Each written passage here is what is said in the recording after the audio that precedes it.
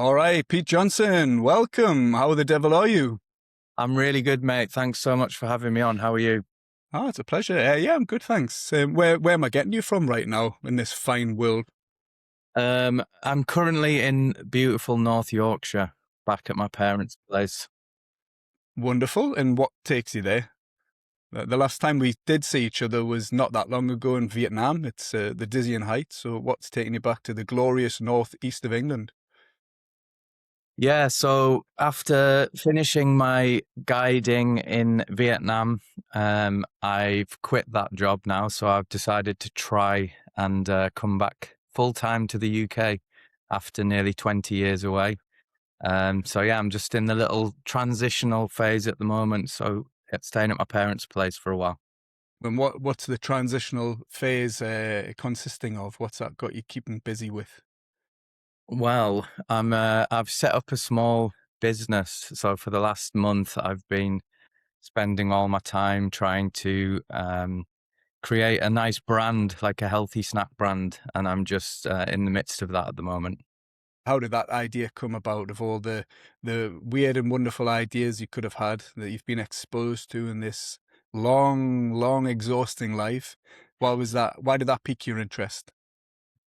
Yeah, it's something I've had in my mind for a while now. Obviously, working as a guide for the last 8 years or so, I saw how much the North Americans love the trail mix brand, that type of product. So, yeah, I came back with an intention to get a more normal job, and discovered very quickly that the landscape here is not so good at the moment for gaining employment, as many of you will know. Um, and then, yeah, I thought I had a job locked in and the company just didn't get back to me at all. So I spent a couple of weeks stewing on that, and I decided now was a better time than ever to try something a little bit more entrepreneurial. And then, yeah, I had this idea for like a healthier snack for a while. So I started putting some recipes together and developing that, and it's gone really, really well in the first month or two. So yeah, just getting stuck into that and trying to get things off the ground at the moment. Well, I'd argue it's their loss, but big pharma, big alcohol, they've missed out on a sure thing. So, what's your hopes for growing your business then, without dwelling too much on it? What would indicate a success for you? Like, have you got any KPIs or anything that would you'd want to hit by a certain time or anything like that? Um, yeah, I think anyone that's had a small business knows that the first year, if you're breaking even, you're doing all right. Most businesses are at a loss in the first year. So I'm going to give it 6 months, and see where things are. Currently, after just 1 month of trading, I'm now stocked in 30 different outlets. And it's my goal is just to kind of maintain the relationships with the people I've got into so far, and then just slowly scale it up. Really, I'm kind of learning as I go, and I don't really know what I'm doing, but things seem to be going very well. So, yeah, just the goal is in the first year, just to, if I can break even, I'll be incredibly happy with that. Nice. Has there been anybody you've been able to lean on? Anybody who maybe inspired you to go down that route, or has it been a self-sufficient endeavor, if you like? Yeah, I think without sounding too cheesy, I wouldn't be able to do this if it wasn't for my parents. So they're tolerating a lot of space loss. I'm doing it all from the kitchen and storing a lot of the things in the garage here. So yeah, I mean, in terms of the creativity and the product, that's all been myself. I've had some real help from friends and family. Really, that's it, and met some pretty cool people that are also entrepreneurs that are doing similar things. And um, yeah, on the whole, I'd say the experience has been incredibly positive, with the help that I've received and the support that you get from people. Yeah. Excellent. I mean, if any of the big swinging dicks in this world, it always starts off their story in my mom's basement or something along that line. So you could be onto a winner already. So have you enjoyed the process so far? How's that been for you? How have you been juggling it? The whole, obviously, it's all on you, it sounds like. So how's that been for you? Yeah, it's all encompassing, to be really honest. It's made me realize I've had a small food business previously when I lived in Spain. But this doing something completely by yourself, it takes over everything. There's definitely been some moments of self-doubt and despair in the early days, like bagging up small, really Mickey Mouse looking sample bags and driving them around different golf courses and things, giving out samples. There was, yeah, a lot of moments where I thought, what the hell am I doing here? And this is never going to work. But then obviously you back yourself and you go into it with a bit of confidence and self-belief. It's been a real interesting, a real learning curve as well. So yeah, a mixed bag, but on the whole, I'd say really positive. Was that a pun you just threw in there with a mixed bag? That sounds like Ah! maybe a tagline. There you go. I don't know. Maybe you're just funny and you didn't even know it. So what's been the worst part of it then? You maybe touched on that a little bit, but what would you say have been the major drawbacks or the things that have alarmed you somewhat so far? Yeah, I think being back here in Thanks, Mum and in Dad. yeah, in moments. Obviously, I've lived for nearly 20 years around the world, been very independent, and moving back into your childhood bedroom at the age of 42 is quite a challenging thing to wrap your head around mentally. And I know it's a stopgap, and I probably would be living in my own place if it wasn't rented out at the moment. So yeah, I think you automatically regress into like your teenage or childhood mentality moving back. Um, so that's probably been the biggest challenge. In moments, thinking again, what the hell? How am I back here? How am I doing this? And then the obvious flipping on its head, trying to enjoy the time with the family and reconnecting with friends I've not seen in many years, and kind of finding a joy and falling in love with my home country again, which, yeah, it's something that hasn't been prevalent in my head for so long. I've been on the move constantly. So that's probably the biggest challenge and also one of the nicest joys of being back as well. But it's like, So it's a curious one. excellent. So you've still got your Janino poster and your Teenage Mutant Ninja Hero Turtles figures there. At least you can hark back to your teenage years through the tears nicely. We don't, Um, we, we don't talk about Middlesbrough. We don't talk about Middlesbrough. too soon, too soon. We'll catch up about that next season. We'll see. So, what was it about the starting your own business that appealed to you? Was it something you had in mind for a while, or was it just for making the best out of a bad situation or a situation that you didn't see much fruit blossoming from? And regarding somebody else taking you on, what was Yeah. that? Yeah, definitely. It's something that's always been within me, like the desire to be my own boss, to have my own thing, my own little business, and an entrepreneurial spirit, which, over the years I've had a million different ideas and attempted with some quite comical failure, a lot of them. Had a little bit of success. But yeah, I think mainly it was something I was planning eventually to do. I didn't think it would happen so soon. My desire to come back from my guiding and living transiently was to get some steady, solid employment for the first few years back. Get a property, get a second property, and kind of build a normal life, and then eventually look at doing something a little smaller and a little bit more entrepreneurial. But as I said, it was just a product of the difficulty at the moment with finding suitable employment. So it felt like there was no time better than the present to get it started. But yeah, it's definitely always been something I wanted to do for myself. I mean, you compare yourself to somebody else. The problem with now is a lot of people are finding themselves in that situation, but without the experience or the financial backing and the support, the moral support from others around them. So that's a huge advantage for you, I'd say, or many people in your position, or of our era rather than younger people. So I think that's definitely glass half full time. So as a man spinning lots of plates right now, what would a typical day look like for you? What do you find yourself doing? Is it a kind of routine, or is it every day different? It's definitely a routine at the moment. I mean, when I've just got back from a random trip up to the Arctic Circle in Norway, so my sleep patterns are a little bit off kilter at the moment. But the weeks before heading off, it would be a case of probably waking up at 6:37, um, one cup of coffee, and then just blasting the production, packing the nuts and sealing the packets, weighing them out, blending the mixes together. So the process is becoming more and more smooth and faster um, as I get more experienced with it. But I'm just trying to balance the um, the ability to gain new business and manage the current sales that I've got and have the product ready to go. So yeah, I think I'm gonna a normal day would either be contacting hundreds of different places and ringing back, chasing people up,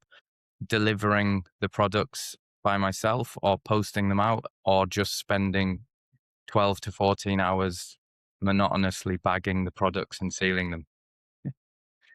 So Yeah. you're the full showman then? I It's am all the on full you. showman, yeah. Excellent. All right. So that sounds like a busy time anyway. I'm sure it'll bear fruit very soon. Yeah. So just before we dive into the nuts and bolts of everything new, I normally ask guests for a bit of a brief summary about them, like main milestones or significant moments in your life. A bit like speed dating, if you like, but without the heavy petting and probably less rogering. So for someone who doesn't know you, if you'd like to give a bit of a 1 minute, if you can cram it into a minute or maybe 15 for you, because like you said, you've been away for a long time. So yeah, so if you can try and give us a go, the floor is yours. Certainly, yeah. So originally from up in the northeast of England, born in Middlesbrough, grew up in a little town called Gisborough, which is borderline North Yorkshire. Some people say Redcar in Cleveland. I say North Yorkshire. Yeah, grew up here, eventually went down to Leeds to university, did a geology degree randomly. As soon as I finished university, had zero desire whatsoever to work in that field. So just got stuck into other things. I worked for a radio station for a few years, then got into bar work and eventually chefing. So I started working as a chef, then decided to leave the UK. Always had this big, big, big burning desire to adventure. So ended up getting a job randomly as a teacher in South Korea. Stayed there for 2 years. That was really powerful in my life. It kind of taught me if I can learn a bit of Korean, learn to read and write Korean and live close in this real low income, poor area close to North Korea. Not much happening, but I did that by myself.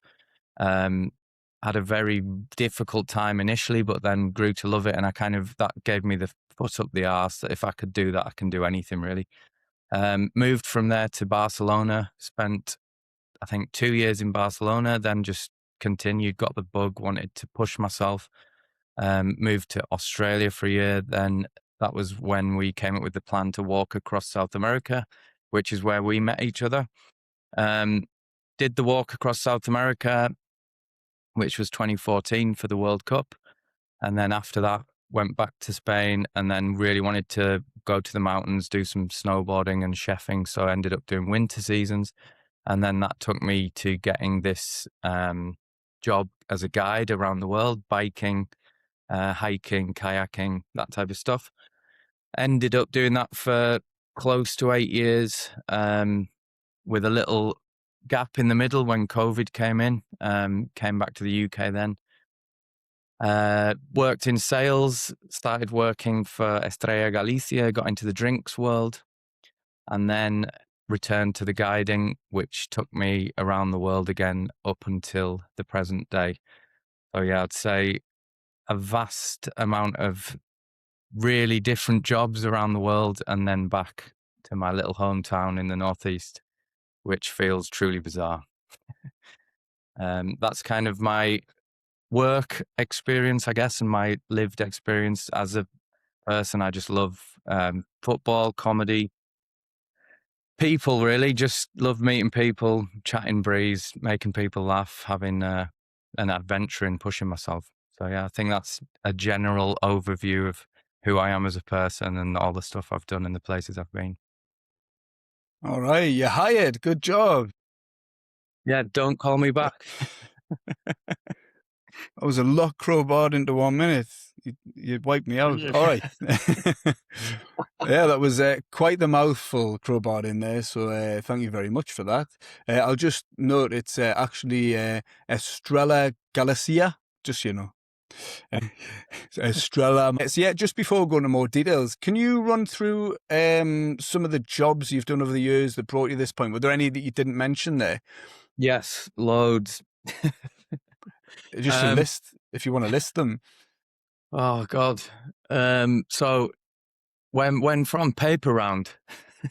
You can go beyond there if you want. That paper round's fine. I had one at 13. Well, I first started paper rounding. Yeah, I mean, I've as a younger lad, obviously paper round, bar work, waitering, bracken spraying. That was a powerful one. Um, like adult life, probably like, yeah, promotions for the radio station. That was a really cool job. There used to be a radio station called Galaxy FM, which I'm sure you know. Oh, very well, yeah. So I did like 3 years for them, which was really, really cool. And then, yeah, got into bar work and chefing again around Leeds. And then moving to South Korea to teach.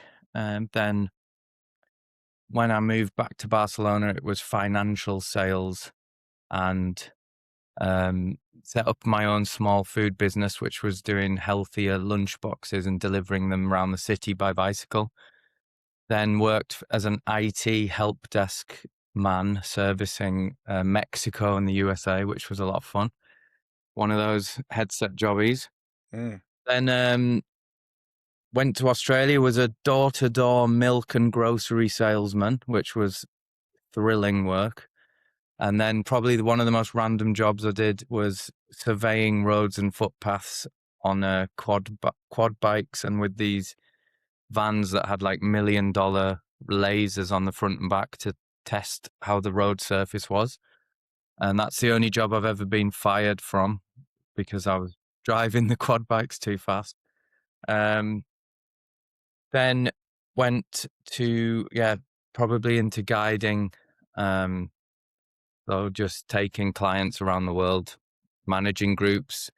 Later in that role, it turned into like country management and building the trips themselves and planning all the routes and things like that, managing the hotels, the vendors, the coach companies and stuff like that. So it was a lot of different things in one role. And then there's probably quite a few that I've forgotten, but now back to like having my own business again, which has been an incredible learning curve. Yeah, it's been great. Which of them would you say has been your favourite, if you had to pick one of them?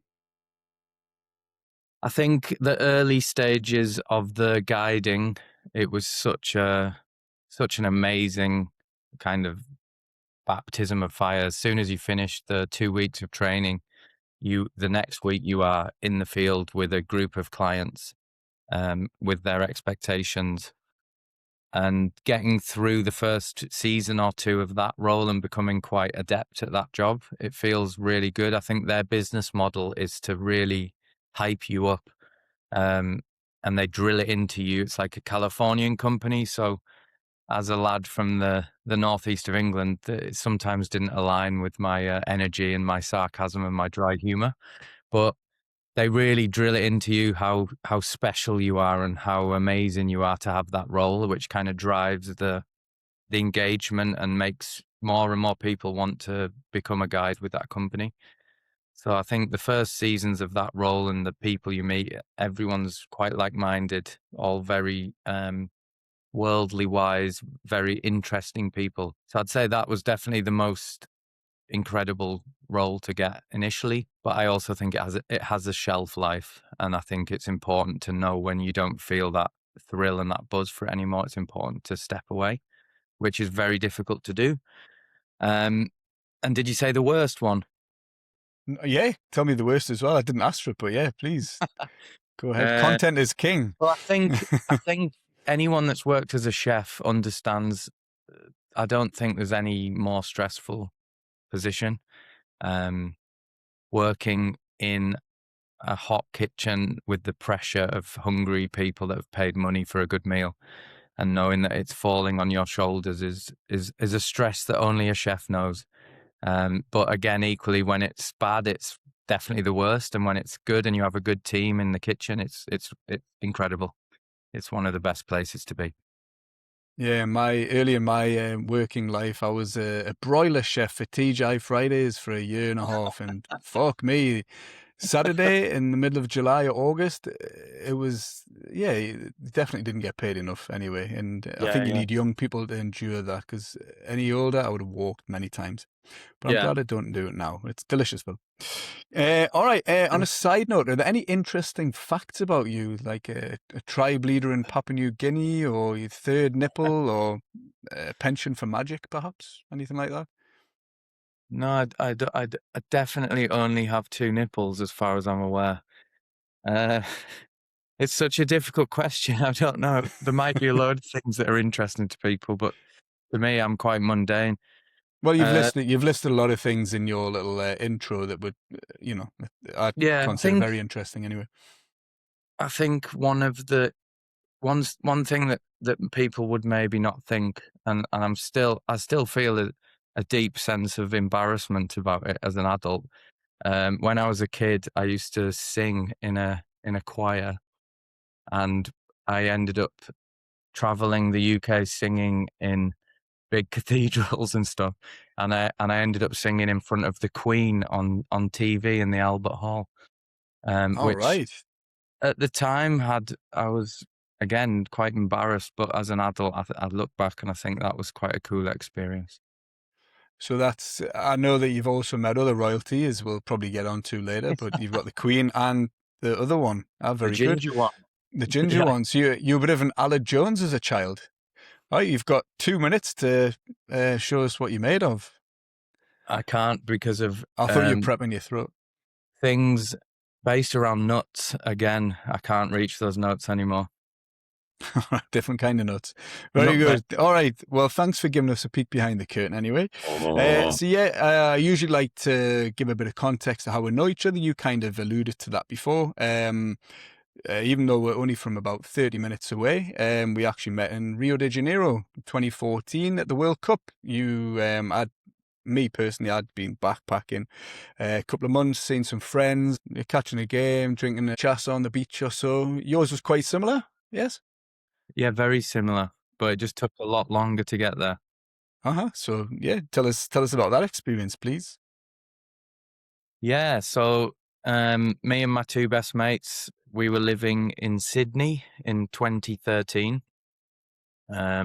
And we were in our favorite little local pub, and we were discussing the fact that the World Cup was going to be in Brazil. We're all massive football fans, so we drunkenly came up with loads of stupid ideas of, instead of flying in, getting pissed on the beach and flying out, could we do something a little bit more adventure-y and maybe something positive to give back, to do something positive for the Brazilian people that were hosting us. And then, yeah, it just snowballed into this idea of walking. And we decided to walk 1966 as a distance would be very apt for English football fans.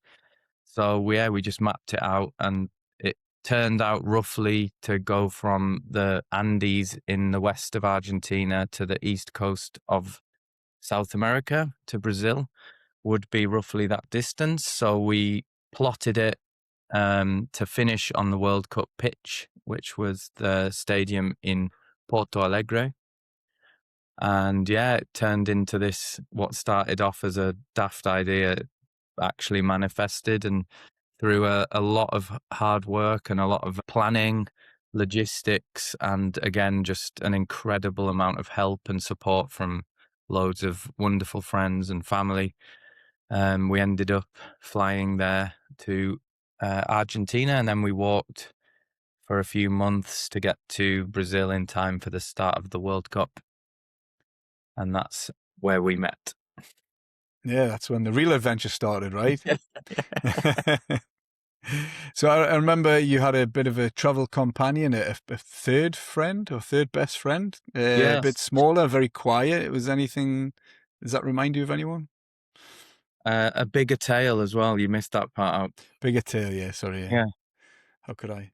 Yeah, so the reason, I would say the main reason why the project was a success and we got the global media coverage that we required, aside from all of Burnsy's incredible hard work with the PR campaign, um, was this little smelly little black Labrador that we met in Uruguay, and the dog that we all fell deeply in love with and washed him and got rid of the smell.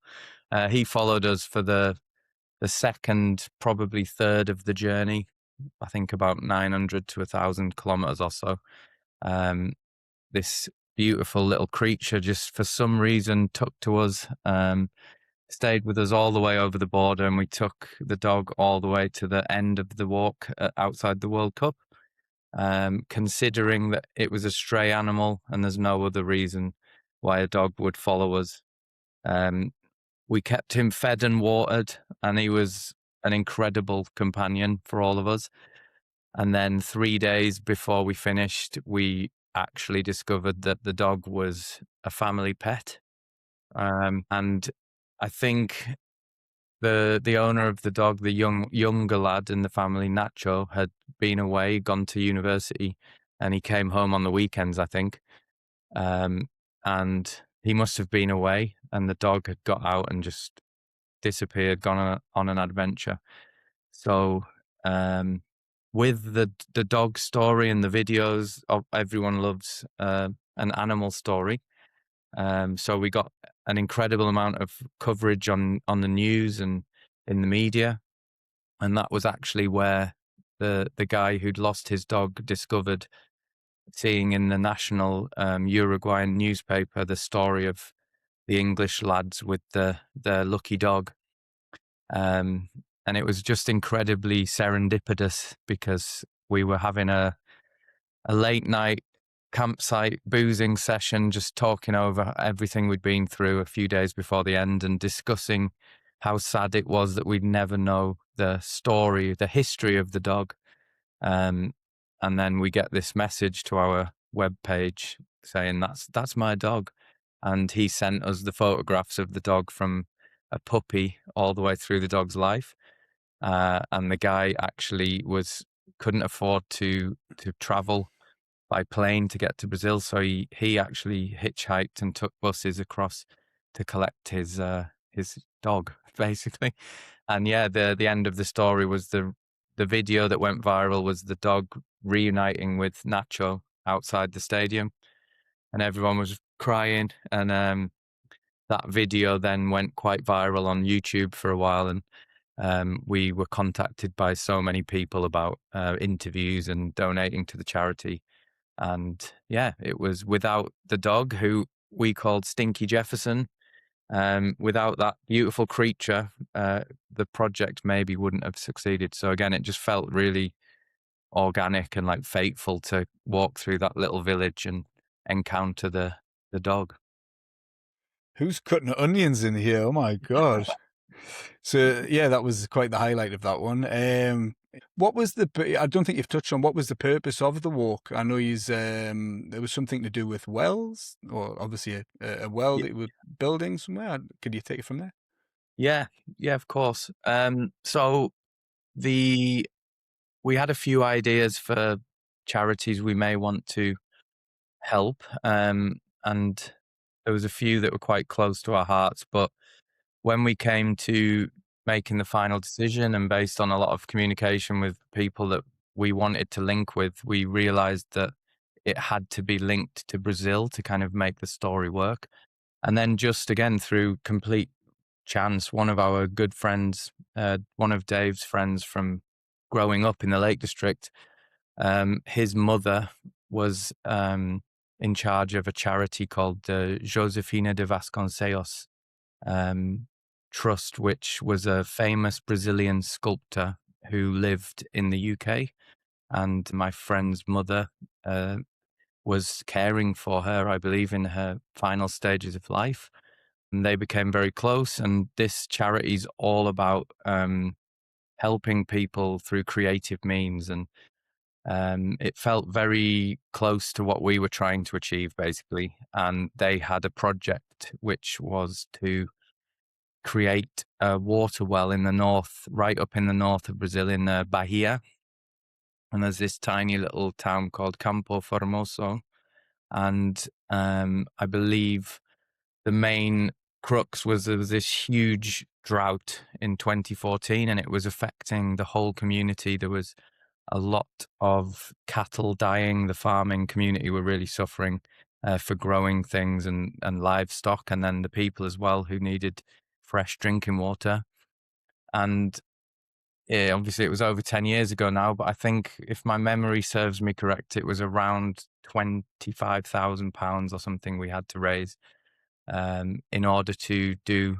They'd done the initial testing to figure out there was water in the aquifer, but they needed the money to get the equipment to drill a real deep well that would have a lasting impact. So yeah, that's what we chose to do it for. The support that we got from the Brazilian people and everyone we met on the trip when we explained what we were doing, it was a kind of real lesson in humanity being good. And there's a lot of negative press about the world these days, but I think to go on an adventure like that, and we only encountered one or two negativities, which were trivial things. On the whole, like, we got invited into people's homes, we were fed, we were given money from people that had nothing. They would give us like £2 as we were leaving because they knew we were doing it for a worthy cause. And then when we got to Brazil, it was exactly the same. We kind of were known as the Brits with the beards that had walked there to do a good thing for the Brazilian people. So I think as you witnessed as well in Rio, things were much more cleaned up than it maybe would be in normal non-World Cup. And we were staying in a small local town south of Rio, and everybody just looked out for us and looked up, like they looked up to who we were and why we were there. I think it was everyone wanted to drink a beer with us, and it never felt in any way sketchy. And then we were lucky enough myself and Dave went up to the town to meet the people that we were drilling the well for, and it was just mind blown, the atmosphere and the respect that they gave us for what we'd provided. We didn't really see it, I think, then, as we didn't understand what we'd done it, why we'd done it for until we got there. And then in later years, I've never been back, but the whole community's kind of so thankful, and they wanted us to go back and get our feet in concrete by the well and things like that. But maybe one day down the line we'll manage to get back, but let's see. Never say never. We'll see how the nut business goes. You never know. A lot of nuts in Brazil nuts. So obviously it was a hell of a trip. Now you've had time to take a step back, a lot of time to take a step back. What would you say the highlight was of that whole experience? Definitely the highlight was spending months at a time with my best friends, and just knowing that all we ever had to do was wake up, walk, and then find shelter or a place. It might sound like hellish to some people, that the idea of not having any solid plan of where you're going to sleep in the evening. But I think just me personally, I just absolutely love being on the roadside, adventuring. It's the most alive that I feel is when, you're out there just with zero idea how your day is going to go, what you're going to see. You have to kind of be prepared for anything. And I think just that feeling of living like that is the best feeling that I can gain from this world of, like, if you're in a rat race scenario or you have a real routine 9 to 5, that's just never been me. So yeah, I think obviously getting to the end, being at the World Cup and seeing loads of people and friends was great. But I think it's the real nondescript moments that I couldn't even pinpoint which specific moment it was, but being in the wilds of South America for 3 to 4 months, never really knowing what the day was going to look like and what was going to happen. That was definitely the highlight. Was that something you learned about yourself, or did you know that already, that that was your kind of shtick, your lane, if you like? Was that something that was really reinforced by doing that, or what else did you learn? What do you say? I think I've always known that I like to push myself, and kind of living on the edge of a comfort zone is always how I've enjoyed living my life, I guess. There's a reason why I've not stopped and kept moving for 20 odd years. I think, the resilience and knowing it was quite challenging with the language, but being averagely okay with speaking Spanish and then going into Portuguese territory and with that language and speaking Portuñol. Um, it was incredibly character building. There was times when we were exhausted and we needed to just get that little bit of extra out of the tank in order to find a meal or a place to sleep. Um, but yeah, I think the main thing it taught me was just humans are good generally, and there was a lot of comparison on that trip between, I think we said a lot of times, could you imagine if there was 3 Argentinian blokes walking through the north of England, how would they be treated? Would they get the help that we've got? And a lot of the time it was not sure, but you'd hope that there'd always be the good people, right, that would do the right thing. I definitely agree. I think the good outnumber the bad. However, the opportunities don't often present, or they're not presented as much as there might be somewhere where there are more tourists in that kind of moment. So yeah, you hope for the best, but you expect the worst. I think that's I think that's a British mentality anyway. You're always a bit hesitant to trust people. I don't know where that's born from, but it exists, and unfortunately, the only way to get past that is to go there and see it for yourself, and not watch GB News or LBC or BBC or any of that shit. Go and see yourself. I think that's the only way we can both agree on that, I'm sure. Yeah. So wonderful, wonderful experience. Was that the first time on that continent, or had you been before? No, that was my first time.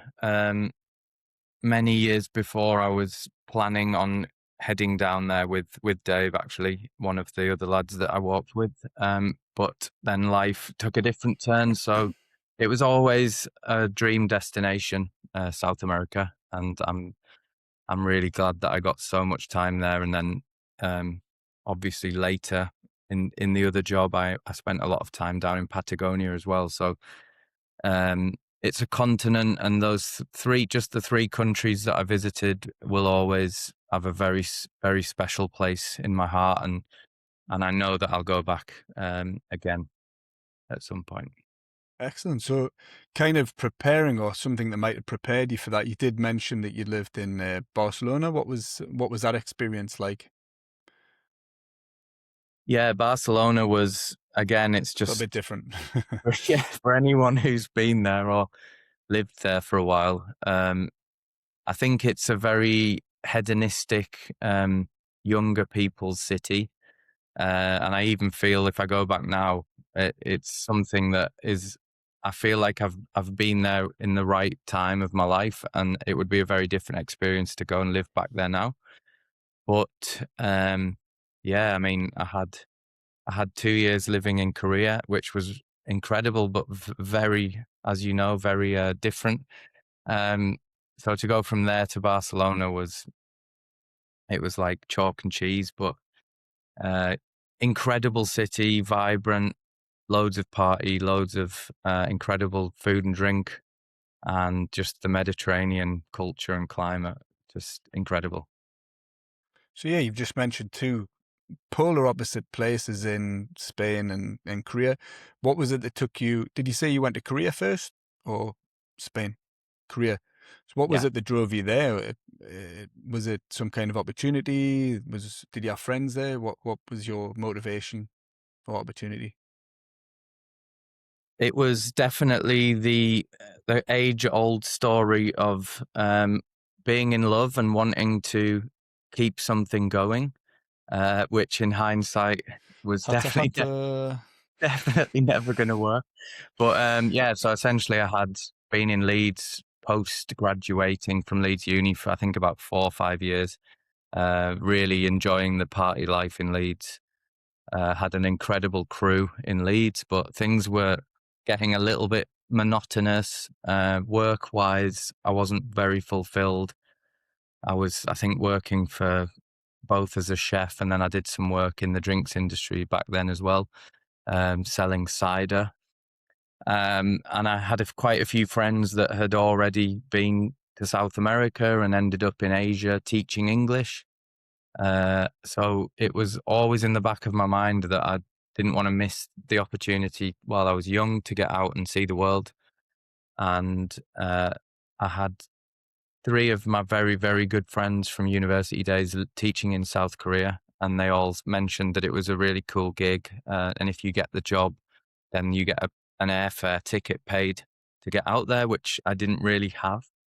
Um, and yeah, I was with a girl back then who was traveling the world, and it was essentially a way of getting down to the other side of the planet for free, and also having a bit of a crazy experience and a chance to get a job. So that's what took me to Korea initially, and then never expected to stay there for 2 years, but it ended up that way, and it was one of the best things that ever happened to me. So what was it that kept you there then? Well, yeah, I really didn't. I'm quite a stubborn person, and I see returning to the same place maybe erroneously, but I see that as a bit of a failure. You know, I'm very. If I make a decision to do something, I like to see it out, and I'm quite stubborn with not wanting to be defeated. So as soon as I got to Korea, I knew I was staying there, and it was a really challenging time initially, and then eventually, as you do, you meet people, you start seeing the beauty and the interest and the joy in all the differences and the real quirkiness, bizarre things that you can't get your head around in South Korea.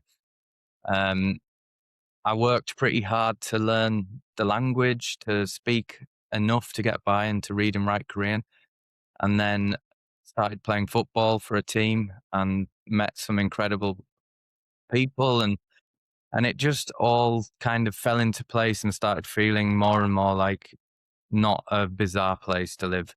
And I really enjoyed the elements of South Korea that are very challenging were overshadowed by the elements that were really safe and easy and predictable.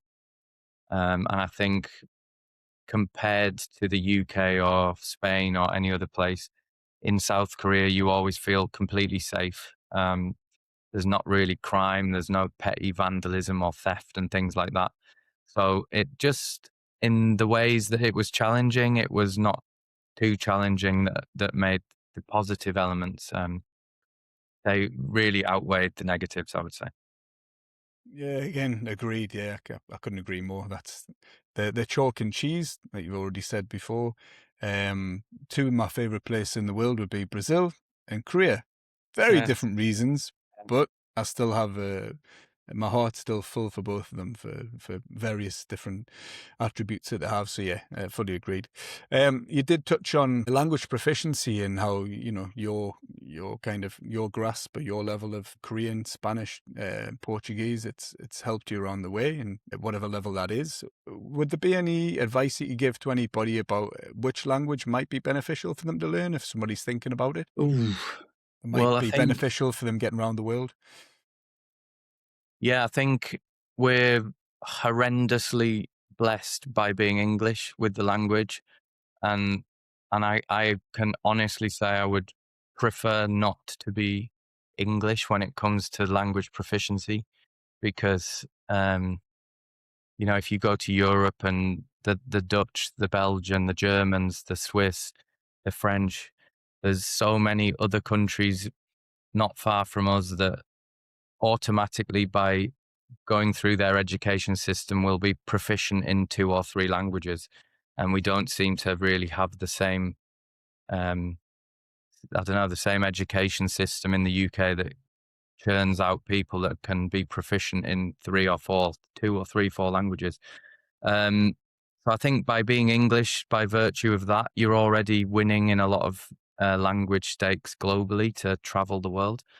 I think, as you know as well, in Asia, their languages are all very, very different. Um, if you were to learn Japanese or Korean, they would only apply in those 2 countries. It's not the same as Three the. countries. Hmm? Three Oh yeah, countries. sorry. Yeah, but you'd struggle to have a real good time in the North Korean. um, Nobody knows. Could be having a wild time. We just haven't got a clue. but yeah, I don't know, man. I think if you're going to go to South America or Central America, obviously Spanish is your friend. To get some base level Spanish is going to do you wonders. And the same with Portuguese in Brazil. But most Brazilians, if you speak pidgin Spanish or a mix of the two, you'll get by. For in Europe, traveling around, I think if you can get by in very basic French, German, Spanish, English, you're going to be absolutely fine. There's no, I mean, it's the biggest cliche to say it, but there's absolutely no way you can learn a language unless you submerge yourself in that place and don't give yourself the easy out to speak your native language. And that's the only way anyone I know who hasn't intensively studied languages has got by. It's, you have to be in amongst it and listening and living, sleeping, breathing the language. And I think we find that very difficult to do as Brits around the world because we don't have that here. In most countries, if people are speaking different languages, there will generally be some proficiency in the other languages in communities and things. And I think as Brits, when we hear another language, we either speak louder, British, speak English louder, or get really frustrated that people aren't speaking our language. So it's quite nice to be on the other side of the coin and be the useless toddler that speaks a few words of a language, and you have to throw away that ego and feel completely inept and stupid. And until you get through that, you're not really going to progress. You have to be willing to look stupid and feel stupid. And then eventually it'll come together if you give it enough time and patience with yourself. Yeah, there's also no downside to learning it, even if you only get a little bit in. Yeah. My ghastly level of Spanish. I was in Morocco not that long ago, and even just some of the French, some of the grammar, some of the words, some of the vocabulary, it is similar. And it gives you a fresh understanding, even just having some level of romantic language. So yeah, Yeah. that would be my advice to anybody. One of the romantic languages and just have a go. That's basically where we'll be with that. All right, thanks for that. So what about away from travel and work? Were there any hobbies that you've helped you get around that they've really enhanced your experiences to maybe network, meet people, make your time more enjoyable on the road? Yeah, definitely sport, all sports. Whether it's pub sports as a Brit, like playing darts and pool, especially in South Korea, the darts. Yeah, they um, love it. yeah, I think anything that brings people together and gets you involved. So I used to play football a lot before I broke my ankles, and it wasn't worth the injury. Um, and then cycling, a lot of times biking, you meet people. You can, I think, after doing the walk, I think the other trips I've done biking, it's something that's a much better pace of travel. You can cover vast distances, but you're still at a pace where you can breathe it in and you're not just whizzing through on a train or on a bus. And I think, yeah, just obviously the cliche things like going to concerts, festivals, gigs. anything where there's a lot of people in a new country or a strange place, it gives you a feeling that it's inclusive, you're involved, and you can just people watch and lap it up and soak up the atmosphere. So I've always just tried to do as many things that I haven't done before, or even if maybe the music's not my taste, but there's an invite or a chance to go, then I'll always go along. And Or a little and cutie. thoughts. Yeah. And golf's my big one. That's been a big part of my life since I was a little kid playing golf, and then didn't play for years. And then when COVID hit and I came back to the UK, it was a huge part of keeping me sane and keeping me outdoors when I could. And you just meet loads of good people through that. And, you build up a real nice community of people that can play golf together. Excellent. So as an average or relatively average nomadic person, what would be 5 items or 5 things that you would never go without? What would be Ooh. something you always packed or would always like to have with you, even if you don't always have it? Are we talking traveling in a professional capacity or a You adventure choose. capacity? Because it's a Pick your very different list. pick your poison. Well, I would say if I'm adventuring, then the number one is a really good pen knife, a Swiss Army knife, which I lost when I left Brazil because I forgot it was in my bag. Um, that was devastating. I think a good solid pair of shoes, a nice beanie for all weathers, toothbrush, obviously, because no matter where you are, if you go to bed and you brush your teeth, then you always feel like cleansed. True story. It is true. uh, how many is that? Toothbrush, beanie, Swiss Army knife, shoes, and a good quality supply of excellent trail mix. Ah, there we go. Well, I'll put a little link down there. If you would. A little gleam in your teeth, the winking a gun. Ding! Fantastic marketing. There you go. You're ready. You are ready to go. I feel ready. You brushed your teeth. Very good. So I'm possibly asking a lot, asking you to search down the annals of your life, if you like. What's the funniest or most memorable thing that's happened to you on your several trips around the world? Think easily the funniest was being with the lads in South America, and we just had so many ridiculous evenings where we were in these beautiful, awe-inspiring parts of the world and just ended up sitting in a hovel or just being in each other's company and having a few bottles of wine and creating some excellent gaming to pass the time and just laughing more than you've ever laughed. Those are my most precious moments of travel, I'd say, with the lads in South America. In terms of possibly the most spectacular and awe-inspiring moments have been as a guide, probably, in the connections that you make with the clients, with the customers, the guests, as we had to call them. You weren't allowed to call them clients, as the guests. And some really, truly like heartbreaking moments that you share with these people that we had some deaths where people found out that their close friend or a family member had passed away back home while they were on these trips and things like that. Or you would be hiking through this insanely stunning Patagonian wilderness, and then someone would break down in tears and share some really profound life experience or moment with you. And it was something that if you became a bit blasé about that job, about being a guide, and forgot that it actually made a difference to a lot of these people, which I was very guilty of in times. And then people would have these really personal moments and and you'd be comforting them and hugging them and crying together. And then you'd kind of think, wow, that's made a difference. I don't know, my conversation or my guiding ability on that trip really made a difference to that person's life. And they told me it did.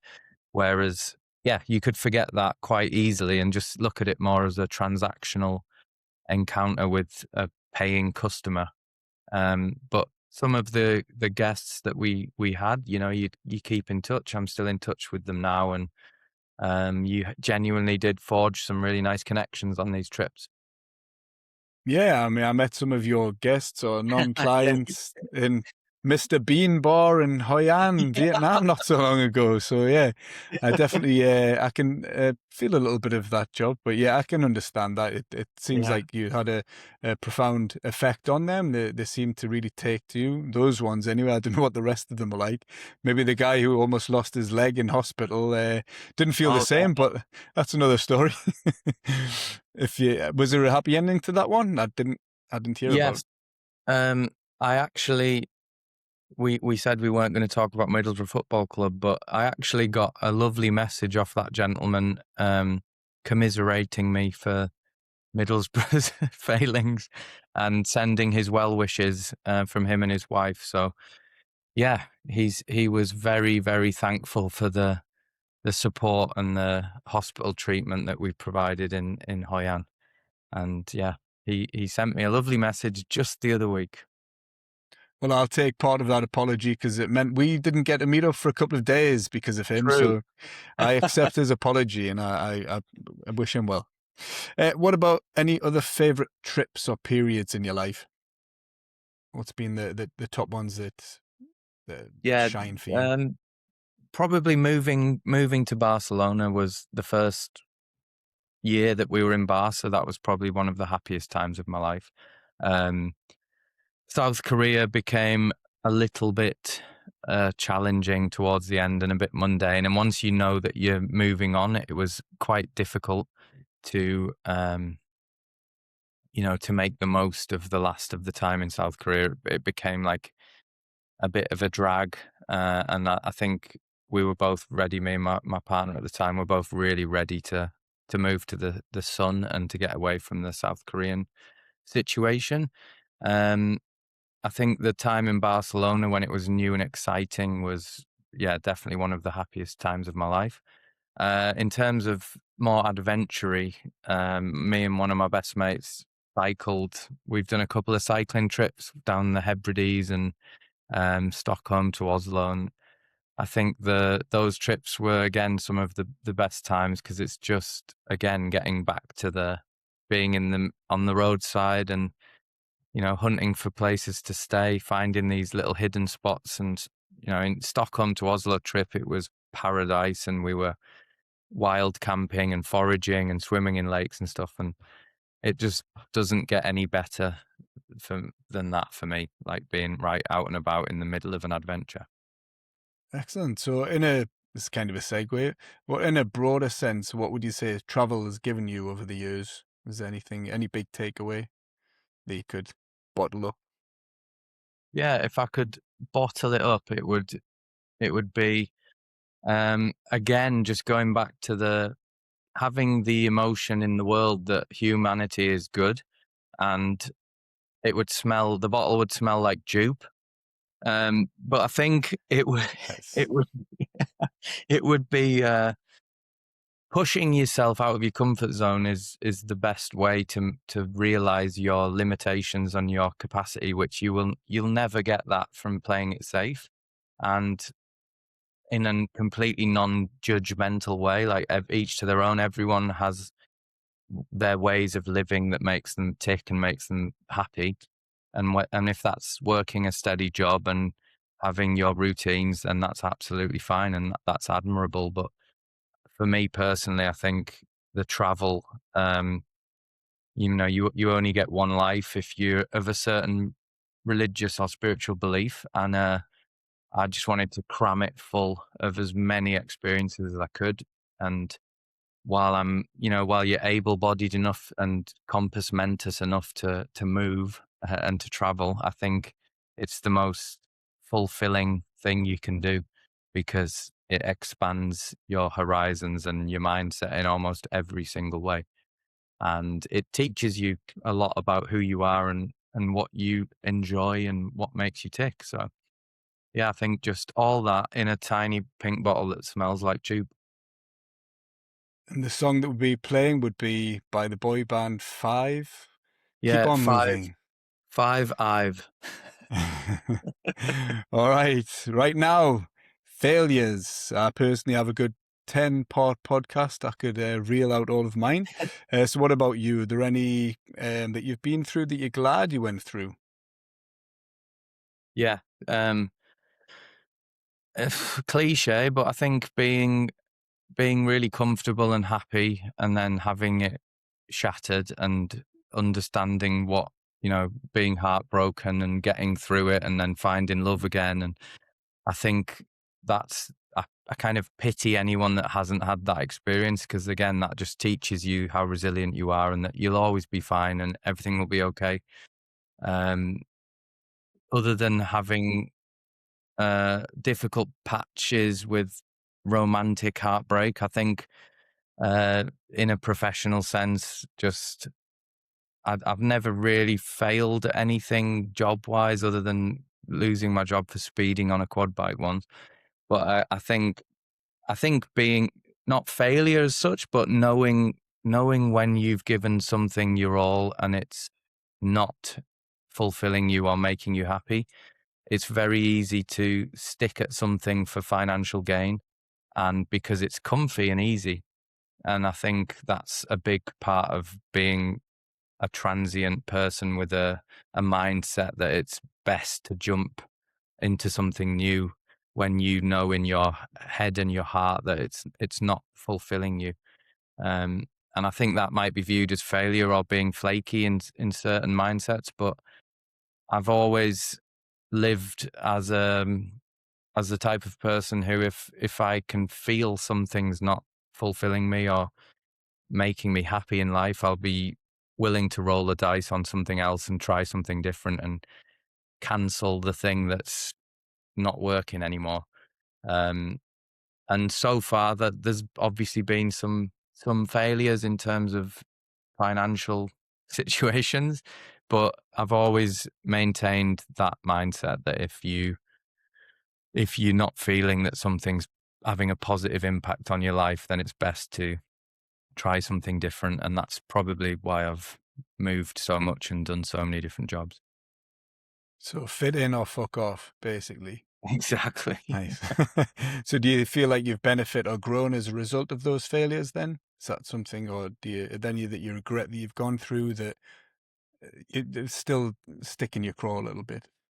Um, I think there's a few moments in my life where I could have given a job or a place or a relationship a bit more tolerance and a bit more patience.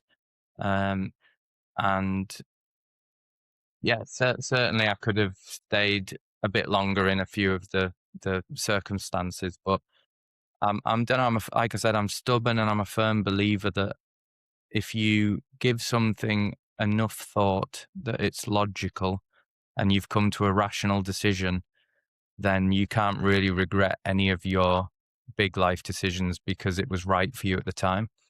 And there's obviously timing and sliding doors moments which could have changed things massively. Um, but I've always tried to live by that ethos of all you can do is make the right call at that time and not do it fleetingly, give it a lot of time and logical thought and discussion. But if you only make the decision that's right for you at the time, moving forward, you can never really regret any of your decisions, even if with hindsight, they maybe weren't the right one in the long term. Fantastic. Well, thanks so much for that. So, Pete, just before we say goodbye, there's a bit of a semi-quick fire round. It usually takes longer than it should, sorry. So, first one will be, what has been your favorite period of your life? I think you did touch on it a little bit before, maybe Barcelona, but were there any others?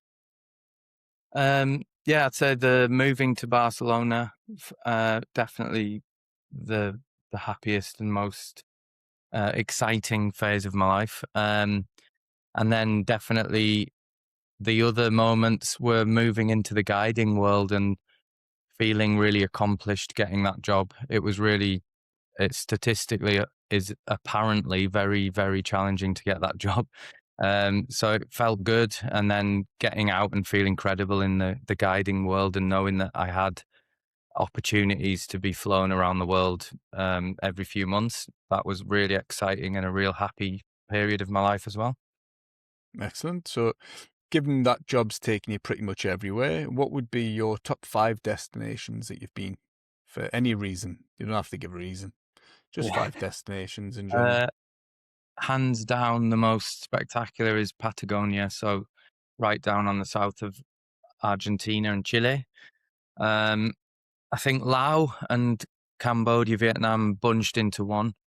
Really, really up there for the tropical beauty and just the people.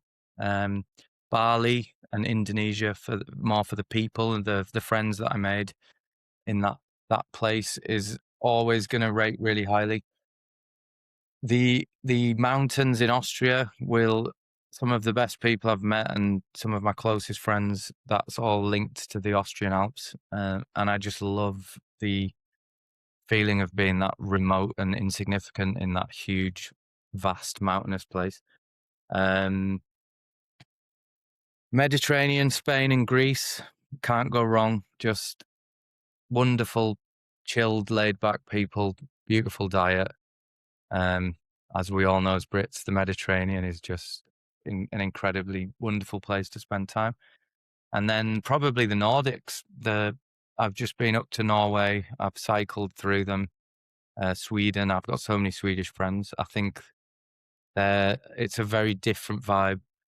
And then I'd say the Baltics. I don't know if that's 5 or 6. The Baltics is a place I spent a lot of time and developed in a work capacity, developed the trip there, and surprisingly had not many people really think about going there for a trip, but the Lithuanian, Latvian and Estonian people are incredible. And yeah, the food, the culture and the place in general is a place you should definitely visit if you haven't been to. Just on a side note, do you know what 12 months is in Estonian? How you say it in Yeah, Estonian? I've heard this, but I can't remember. Go on. Cocks taste good. Yeah. All right, if you could give, as he drinks, if you could give yourself at 16 some advice, what would it be? Probably leave earlier so that you can come back when you're a bit younger. Very good. Or maybe not go to university. I think that's probably more apparent now with the tuition fees and Yeah. what do the letters mean now? Even with a master's, it's a new undergrad. What can we do? If you could do it all again the way you did it, would you, or would you change some things? Are you happy with the way it's turned out so far? I would definitely not change anything about the places I've been and the things that I've done. My only, I don't even know if it's a regret, but my only change I would love to make would be getting into the guiding when I initially applied. So I applied, I think nearly 10 years before I actually started, and I made a decision not to follow through with that application because it felt like it wouldn't be a good option at the time. Knowing what I know now, if I'd have got into the guiding around the world 10 years earlier, I would be finished when I was younger and potentially have an easier time coming back to the UK. But you wouldn't have done your walk to Brazil, you wouldn't have lived in Barcelona, No, etc. I So, may not have, but let's see. que sera, que sera. Exactly. All right, and finally, something I'll ask every guest at the end: would you consider yourself happy? And if so, what defines happiness to you? Currently, ish. I think it's a very difficult question. It's a good question. I think I'm generally a happy person. I'm relatively happy, but I know that I'm not where I would like to be in life at the moment. So I couldn't say that I'm truly happy at the moment. And I think what defines happiness to me is feeling that I am in a stable, secure place where I'm comfortable and I feel fulfilled. Yeah, that's a common theme. A lot of people, they prefer to use the word content, which, Mm. if you want to cut the two, you'd say happiness is more of a state of mind or state of being, and contentment might be the whole encompassing feeling. So that's other people's words, and I kind of agree. All Yeah. right, Peter, you can relax now. The probing is over. Thank you so much for your time today. I know you've got your new business that we discussed earlier, so if there's any plugs you'd like to throw out there, you can have a little shout out. Yes, sound. Thanks a lot for having me on, mate. I appreciate it. It's been lovely to chat. My pleasure. For anyone interested, the website is www.eatpeats.co.uk and Instagram is _eatpeats. And it's healthier snacks for like outdoorsy folk, and it's a trail mix concept. Wonderful. Well, I'll add them to the show notes as well. So if anybody's interested, they can click on there and they can have a look themselves. Okay. Fantastic. Well, thanks again for your time, Chingu. I really appreciate you sharing your fiesta of fun and frolics, this thing you've called life. I got a lot out of it. I'm sure many other people have. So now in the future, if anybody's listening, I'm sure they'll take a lot from it. It's been a lot to take in.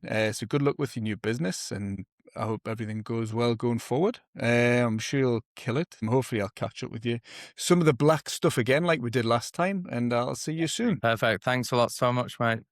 I'll catch you soon. Thanks everyone, or anyone, for sticking around and listening all the way through. I really do appreciate your time. If you enjoyed this episode, the best way to support the podcast is simply by following, subscribing, and sharing it with anyone you think would get value from it. You can also find me on all of the usual socials, as well as those of today's guest, if they want you poking around in their business. I'll leave all the links in the show notes, so feel free to head there and take a closer look at my top tier content. If you'd like to support the podcast directly, you can do that through my Buy Me a Coffee link. It genuinely helps me keep creating these incredible episodes and improve as we go along.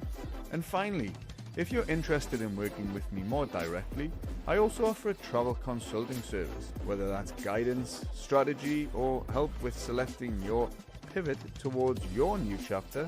You can book a session through the link in the description. Thanks again for listening. I'll see you on the next one.